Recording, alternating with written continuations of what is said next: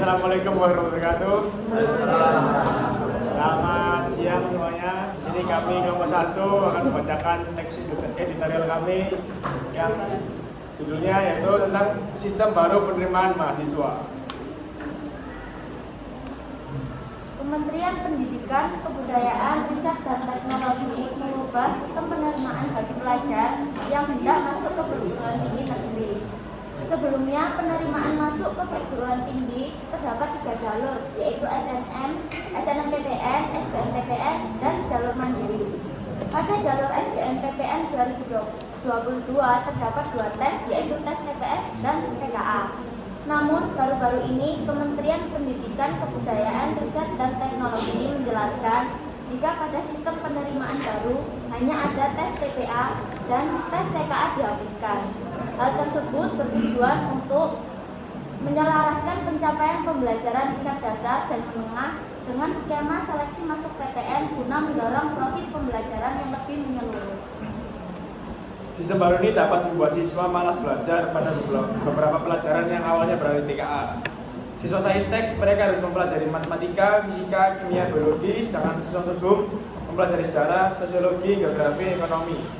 Jangan dihapusnya TKA pada tahun ini membuat banyak siswa menggampangkan tes UTBK.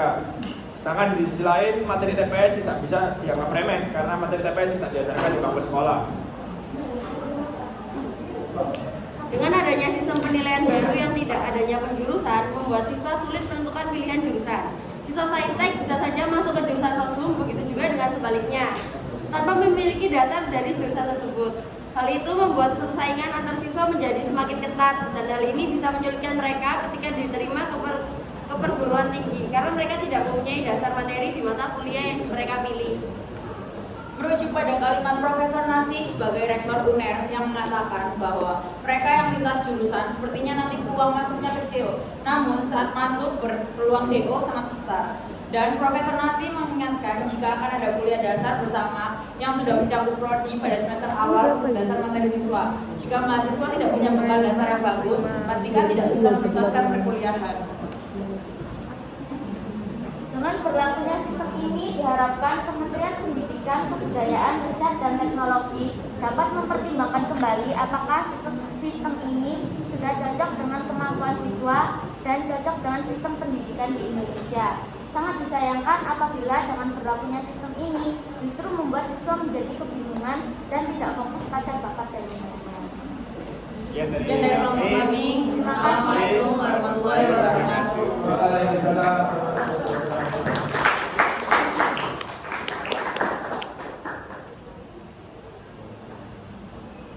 Tesis dan penegasan ulangnya sudah betul. Kita lihat argumen satu. Coba dibaca. Sistem baru ini dapat membuat siswa malas belajar pada beberapa mata pelajaran yang awalnya berada di tes TKA. Pada siswa Saintek mereka harus mempelajari matematika, fisika, kimia, biologi. Sedangkan siswa Sosum mempelajari sejarah, sosiologi, geografi, ekonomi. Jangan dihapusnya TKA, maka pada tahun ini membuat banyak siswa yang menggampangkan tes UTBK di materi TPS. Sedangkan di sisi lain, materi TPS tidak bisa dianggap remeh karena materi TPS tidak diajarkan di bangku sekolah. Ini berita. Mengapa gak kamu bahas? Kalau berita datang, seberapa penting perubahan urgensinya?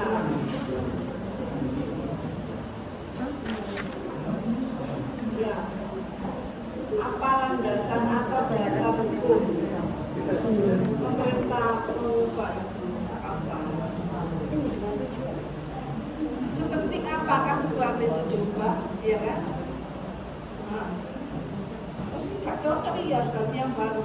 Dan temboknya ini sudah harus ganti. Kenapa? Oh, pasalnya sudah murah, bla bla bla. Harus diganti. Ya, ya, paham ya.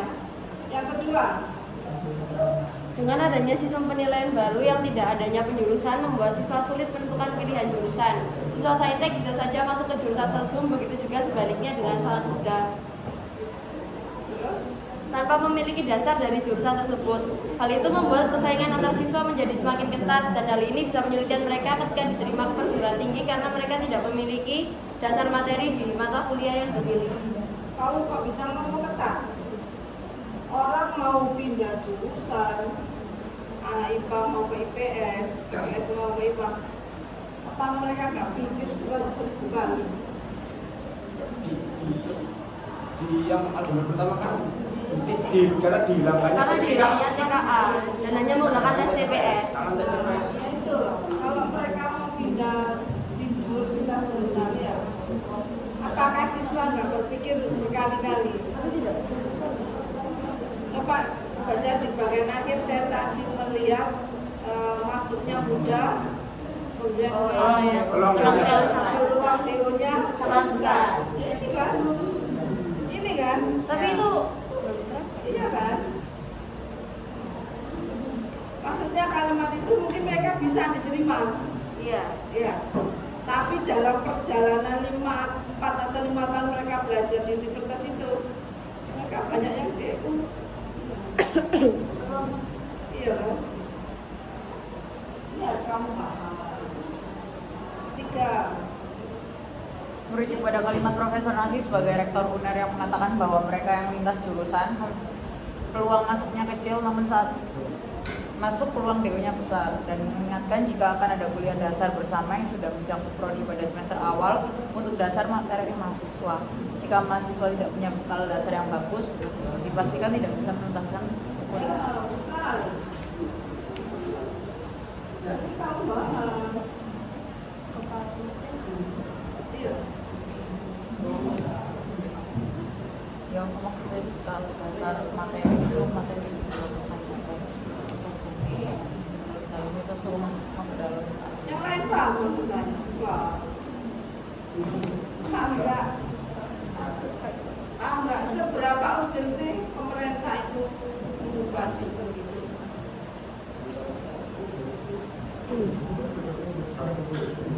Di negara lain seperti apa perubahan sistem?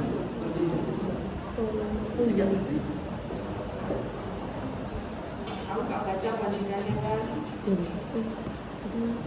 Di negara lain seperti apa perubahan sistem penerimaan mahasiswa baru?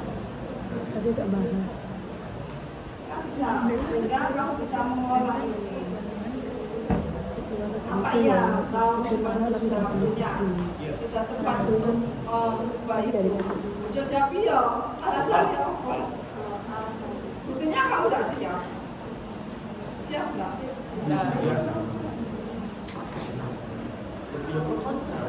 Iya kan? Kalau sesuatu itu diputuskan, dibuat aturan baru, apa iya hari ini dibuat, besok langsung dilaksanakan? Harus ada jeda, ada sosialisasi dulu lah, ya, ada wacana dulu. Jadi sekarang diwacanakan, tapi pelaksananya mungkin 3 atau 4 tahun lagi. Ini enggak kan? Janjinya karena kalau ya, saya tidak bakal ya tapi ya nggak ada di sini. Kalau apa misalkan dijalankan 2 atau 3 tahun lagi kan belum tentu menterinya mana sama Pak Nasi. Jadi kebijakan kita yang selalu berubah-ubah ini. Tergantung pemimpinnya. Nah, ini kamu bahas di sini, bilang bukan satu. Ya. Kamu kan masih berita, masih kamu tulis berita.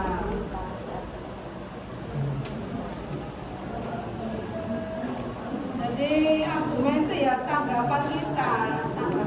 Ini loh, contoh yang ekstrim seperti ini. Kamu udah pacaran 3 atau 4 tahun, 3 atau 4 tahun pacaran, sudah sering ketemu ya, bis chatting ya dan sebagainya. Satu saat pacarmu ngomong kita putus saja, kaget enggak?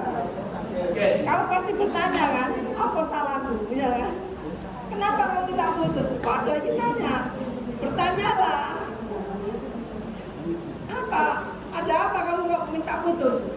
Pasti itu kamu pasti timbul pertanyaan yang sangat banyak. Iya kan? Kenapa? Kenapa harus dijalankan sekarang? Bla bla bla. Ini kamu jawab. Ya, contohnya malu tak kayak contoh yang ekstrimnya. Ya, biar kamu paham dengan maksudnya ya. Oke? Ada yang punya tambahan?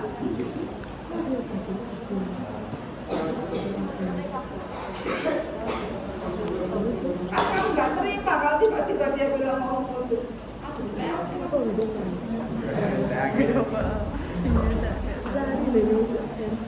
Aduh, bukan soal paketan.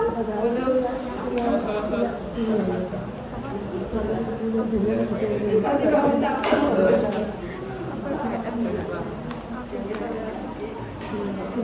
Jadi diperbaiki mana saya tanda tangan itu.